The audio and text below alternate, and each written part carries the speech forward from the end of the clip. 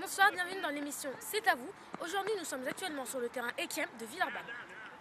Aujourd'hui, l'émission consistera à vous présenter un sport peu connu en France, l'Ultimate Frisbee. Allons-y avec les jeunes de Sport dans la ville. Le principe est simple, c'est deux équipes de 7 joueurs qui se disputent le disque.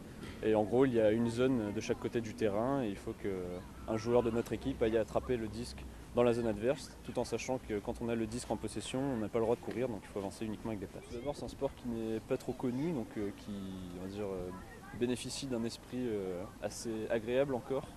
Et c'est vraiment une partie intégrante de ce sport.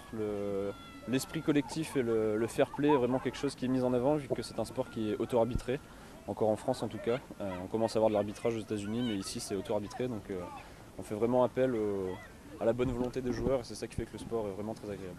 La première équipe de Lyon fait partie des 12 meilleures de France, donc en division N1, et puis ensuite la deuxième équipe joue en N2, donc la division d'en dessous. Pour moi, ce sport il est spécial parce que c'est un sport qui est auto-arbitré, qui est beaucoup basé sur le fair play, l'esprit du jeu. C'est un sport qui est assez facile à pratiquer, il suffit d'avoir une paire de chaussures et un disque.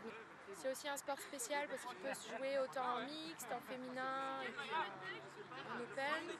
Pour moi, oui, c'est devenu une passion depuis l'année dernière. Là, l'objet frisbee, c'est pas commun de jouer avec un frisbee. En général, l'image qu'on en a, c'est pas tellement d'un sport.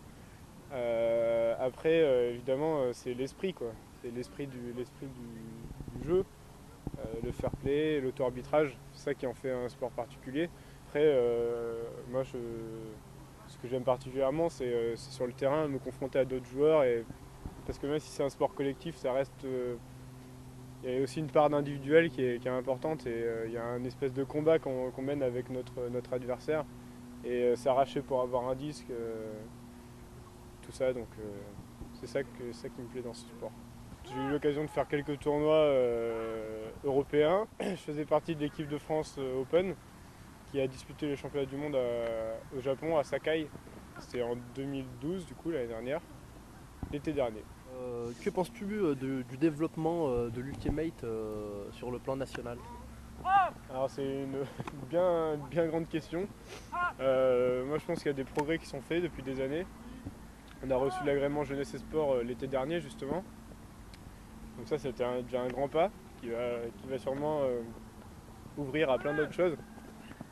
On manque de visibilité, on manque aussi de crédibilité parce qu'on ne pense pas forcément à ça quand on dit qu'on joue au frisbee. Donc on manque un peu de tout ça et on manque de visibilité, et c'est un peu dommage parce que c'est un sport qui mérite d'être connu selon moi. C'est vraiment nul de mettre un débutant à côté.